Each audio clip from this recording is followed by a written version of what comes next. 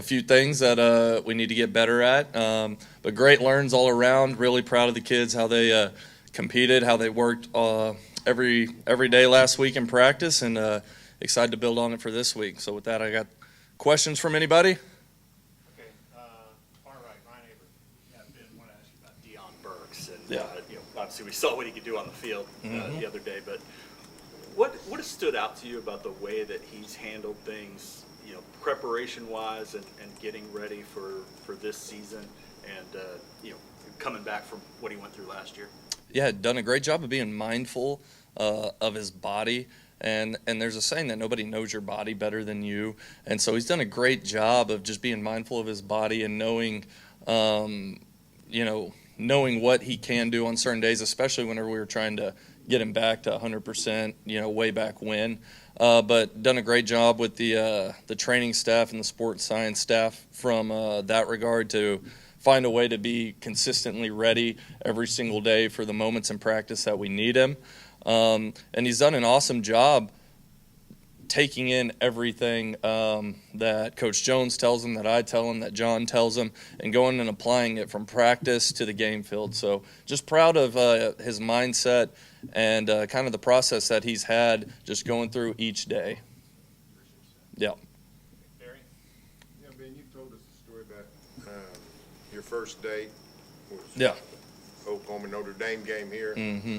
So your second game, all of a sudden, is Oklahoma-Michigan, historic game, first time. Yeah. How much are you looking forward to this, just the pageantry and the history and all that stuff of this game? Yeah, I mean, I think it's really exciting. Both programs just rich in tradition. For the outside fan and the outside viewer, like, this is what college football is all about.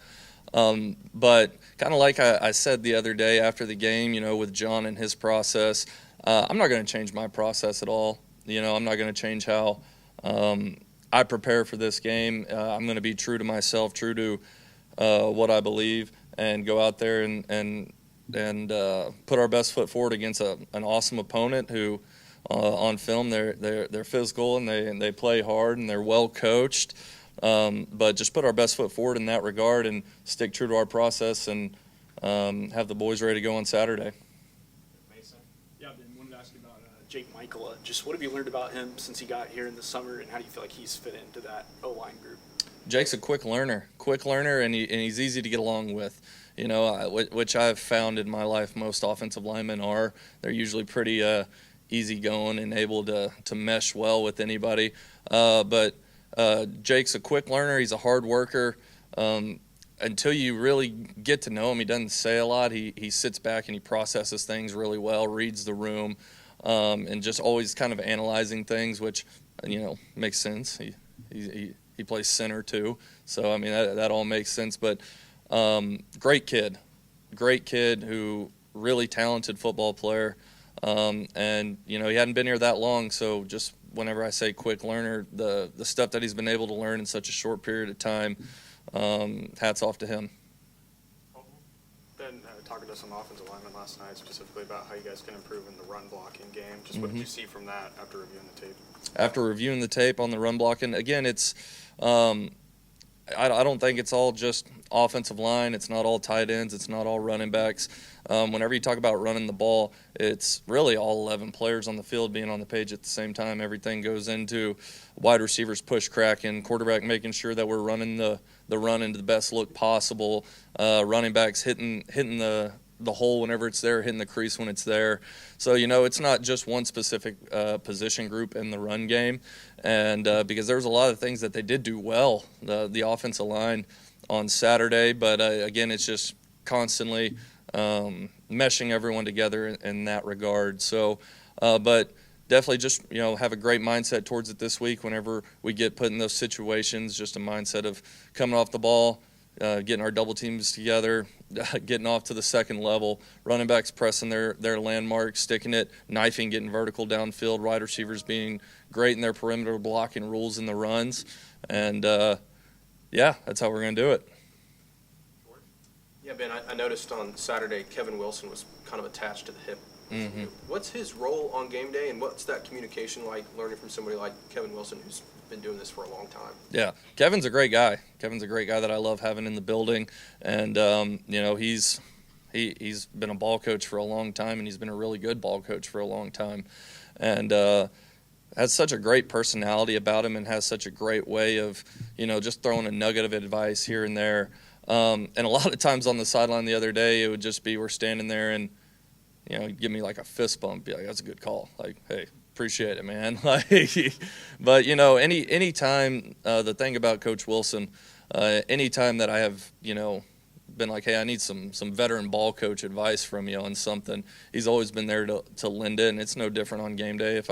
Sometimes I just walk by and be like, "You got anything?" And sometimes he says no. Sometimes he cracks a joke. Sometimes he asks something. So I don't know. He's a great guy. He's fun to be around, and I don't know. He's cool. Did you know him at all before, or have any previous? Never met him a day in my life until he showed up in Norman.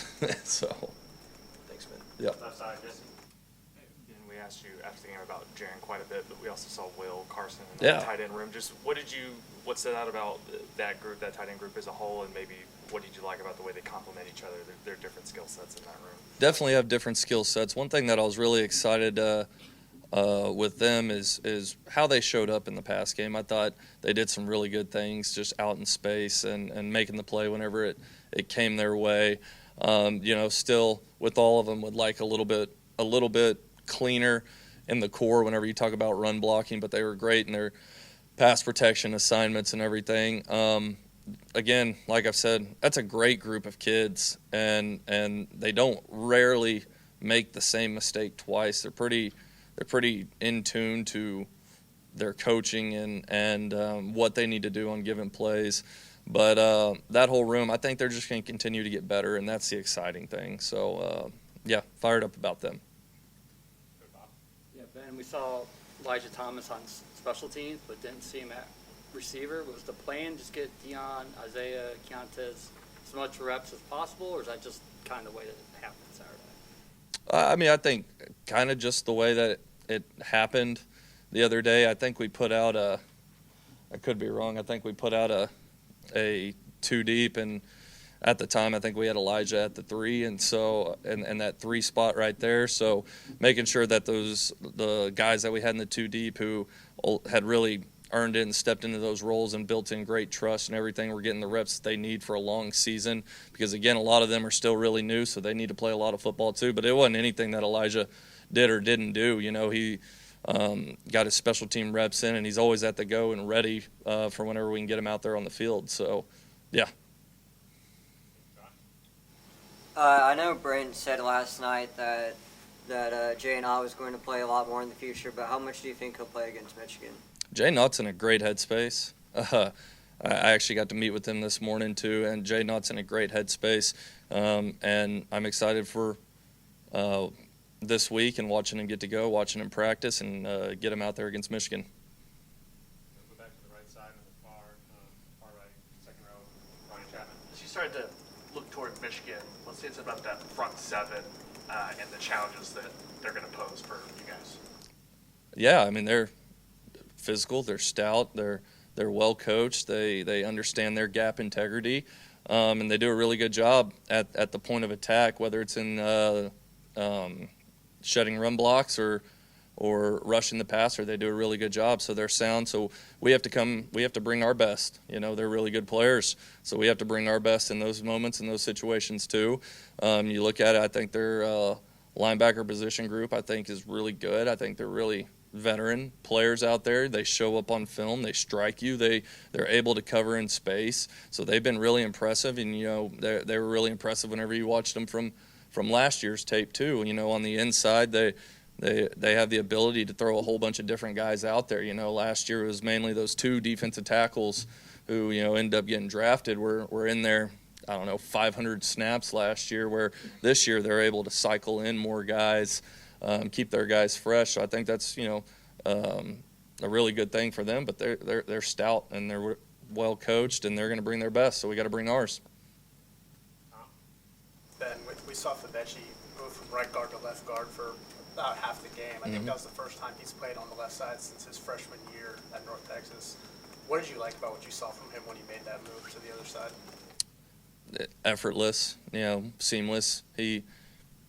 Fabechi had a great game the other day. He does everything right, and it wasn't the first time that we'd seen him on the left side. We didn't just randomly do that in game. We were able to see it, quite a bit in practice too, just working with different models of the offensive line. And so it was no surprise that he went out there and switched from right to left and did a really good job. Left side, Davis.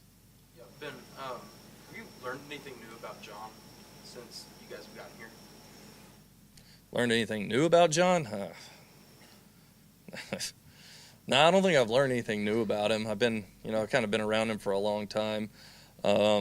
Again, I've just been impressed from, someone who is around him every day and then has seen his journey go from point A to really point B.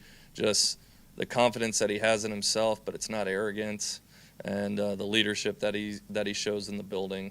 Those are some of the things that have just really impressed me as someone who's around him every day. But I don't think I've just learned a whole lot new about Johnny Boy in the last 8 or 9 months.